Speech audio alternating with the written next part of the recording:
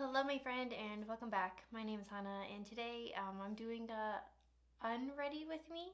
So if you're curious about what I'm wearing on my face, what I mentioned in today's video, and what I'm doing in other pockets of the internet, I always have links in the description box down below. I don't copy and paste anyone else's sponsored or affiliated links. My links aren't sponsored or affiliated as I am a tiny creator. I think the only entity making money off of you shopping my links is tinyurl, which is the website I use to make my URLs tiny.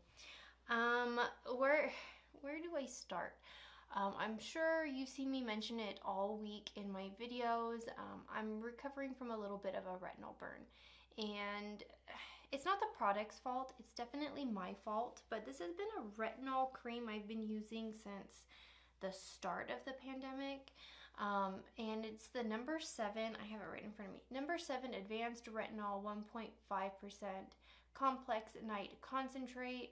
I've been using it for a few years now, and they have gone through a repackaging of their product. Like the logo has just changed, and I don't know, I think in the past few years, because it's a product that's sold at Ulta and at Target, and if I can't get it at Ulta on a sale, sometimes I find it at Target. It is $39.99, so I mean, if I can get it on a sale, I try to.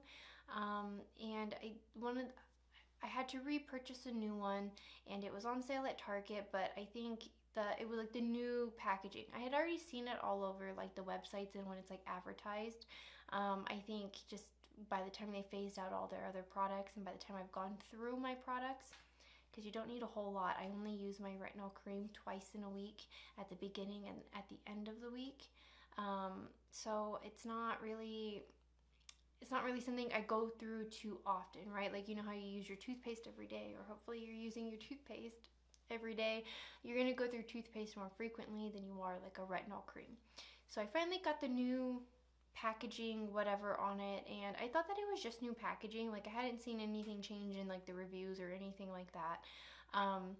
But I should have gone in with caution. I got the new packaging and I just went to use it as I normally do. And I mean, when I started using it, I would do like half a pump, like the smallest, tiniest amount. And then I would do like a pump, and just put it all over my face. And I went in with my normal pump, and by the second time I used it, I started to get like a rash, like my face was like itchy, and now I can feel the texture. I think it's like right before the peeling phase, if I'm being honest. So there's like bumps on my skin, and my skin feels very dehydrated. It looks very dehydrated. So I'm going to go through what I do to kind of heal from this process, and kind of what like my normal nighttime routine is. I'm definitely using more products now that I have this like burn that I'm dealing with than I normally do. But let's recover from my retinol. So first things first, when I wash my face, I go in with this BioEssence Squalene and Elderberry Jelly Cleaner. I do have the pharmacy cleansing balm, which I really, really love. I don't have sensitive skin. I have normal skin.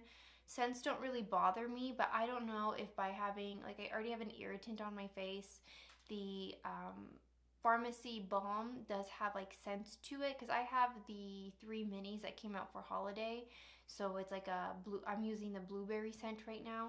And it smells wonderful. I just don't know if that's gonna like dry out my skin because it has a scent in it. And this does say squalene elderberry, but it doesn't really have a scent to it. It's not as good of like a makeup remover as the pharmacy one, but it's pretty decent. And I did find this at TJ Maxx for like $9. You can get it at Sephora, but it's really nice. And you apply it onto your face, and it's just like a cleansing balm, and then you get it wet and wipe everything out. And then I go in with the Neutrogena Hydro Boost with hyaluronic acid. This is just like my go-to simple face wash. Like, I usually only use this in the morning when I'm getting ready for work. Like when I wake up, I'm just, need to wash my face. I'll use this because it is just like a simple, gentle soap, and it does have hyaluronic acid in it, which is like really nice.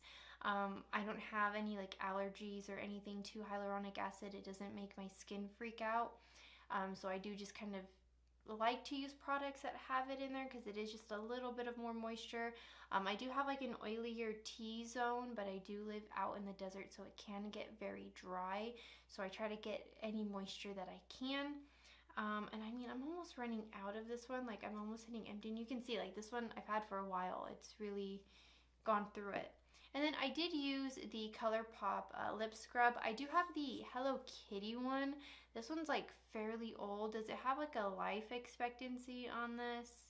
Like, no. I was gonna get the new one, the candy one, the apple one from the Snow White collection. But I'm like, no, I still have this one. And like, I've had this one for a long time. You really don't need a whole lot of it. You just need to use like a little dime size.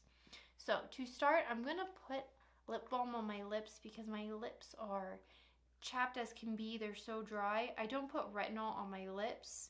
I just, you know, wash my face so like my skin is dry. And I like to use this Claydos one. It is really nice. I do have another one. I have like a strawberry balm one that I have. I shouldn't scratch my face. I do have a strawberry balm one that's like at my bathroom sink. This one is just always on my vanity, but it's just a thick balm that I like to use. I also have the, is it the Laneige like lip mask? It's pretty nice, but I mean, I don't need that for right now because I'm not quite going to bed. I'm just taking my makeup off for the day. And then I need to stop itching. I really, like, it's itching so bad right here. Stop touching it. Okay. First things I'm going to go in with, and this is going to sound really strange, but I'm going to go in with this aloe vera gel. Mine is from Target. If you have just like an after sun aloe gel, I think it'll work. Or if you have like an aloe vera plant in your backyard, you can just go get the aloe vera gel from the plant. But I use about like this, can you even see how much I have in my hand? Like, you know, just enough to cover my face. And I use this first because my skin reacts really well to aloe. So, I mean, ever since I was younger and I started shaving my legs and my underarms and all that fun stuff, when I would get razor burn, I would just put out like the after sun on my skin. Because, you know, when you got sunburnt, you would put the after sun, and I don't know, my brain just went, oh, if it's a burn, put aloe on it and it'll be nice. And then I was only exclusively using after sun lotion as like my normal moisturizer, and so now I swear by it. It is so nice for my skin. So I mean, if you are dry, I would suggest it. I do have like an after sun lotion, but I don't know if I can really use that on my face. The aloe gel is really nice for my skin. It doesn't break me out or like sink heavy into my pores. So I just kind of apply this on my face right where I feel that texture, and I just work it in and I give it a minute to absorb. I can feel all this texture on my face and it's like so bad. Oh, but my skin is so itchy right now. I just want to scratch, but I shouldn't because this is my face and you have to be gentle and nice to your face. I'm pushing it through my eyebrows because it kind of is, it is kind of like an eyebrow gel. Like if you use aloe vera gel as your eyebrow gel, I think it'll have a lasting effect on your brows to last. So when I apply it, I have a spoolie right next to my bathroom sink as well. I just kind of brush my hairs as I normally would, and it kind of helps set my eyebrows. Like thicker hair, or like a lot of it, so I just want to make sure that I brush what I can. Like you can see I have eyeliner in my lower lash line, but I have to kind of like comb it through to really like get it out. But I'm just gonna comb the gel through my brow hair. And then if you go in with your eyebrow gel when you're doing your makeup, like if you just wanted to use this as your normal moisturizer, you could, and then it'll just set your brows. But see, like, look, my brows are staying lifted. And I just do this while I let the gel kind of sink into my skin. And it kind of leaves like a weird film on your face. That's why I don't necessarily like to use it. And it does leave kind of like a bit of a weird film to your face. It is a gel. In the summertime, you can definitely use this like underneath your sunblock and stuff. Obviously, after sun gel is gonna work hand in hand with sunblock. But because there's so much texture and dryness in my skin, like it's just really showing the texture in my skin. But I let it sink in, and then I go in with my eye cream. I don't have a retinol specifically for my under eye, and I never take my facial retinol and apply it in my under eye. I always go like very down below. So like my burn is gonna be like right here on my cheeks and right here on my forehead, because that's mostly where I apply it, and then I push the product out from there. I try to never ever put it in my under eye because I feel like it's too strong. Your skin in your under eye is thin. It's a little bit different from like, you know, the meatier parts of your face. But I am gonna put my eye cream underneath. And this is just my Inky List like caffeine under eye. It's whatever. It's like not the best eye cream. It like works in a pinch, you know, and if you just need to apply something. I do like to use this eye cream like kind of as an under eye primer, like when I'm getting ready for work. But I mean, it's nice. It's okay. It doesn't like irritate my skin or anything, but I don't notice anything like drastically different. If you were looking for an eye cream that really moisturized and kind of helped with like under eye cream or under eye like fine lines and things like that, this wouldn't be it. But if you don't have an eye cream and you wanted to start using an eye cream, it's not bad and it's affordable. Helps reduce under eye puffiness is what it says. I don't know if I necessarily noticed that either. It just helps bring moisture to my eye. Okay, so now that it's kind of into my skin, like I have a little bit of still kind of setting on my forehead. I'm gonna take this Cortisone 10 cream with aloe. Mine is like very thin. I need to get more. And I don't take too much of this. I take like a pea size amount, like so. And I don't normally, again, put this on my skin. This is only for like burns. So when you touch a stove or a hot, like, you know, like hot pots and pans and you burn yourself, you can put this on there. I'm sure there's gonna be people who are like really good at skincare saying, don't put that on your face. But I wanna itch my skin, and this is the only thing that really helps. And you have to put this on after you put on the aloe gel and you let it drink in, because it is a cream and you will get like weird pilling and things if you just put it right on top or you try to put the gel on top. So right wherever you have burns or have the burn, the itching sensation, I would apply the cortisone cream. And I'm just kind of bouncing it into my skin.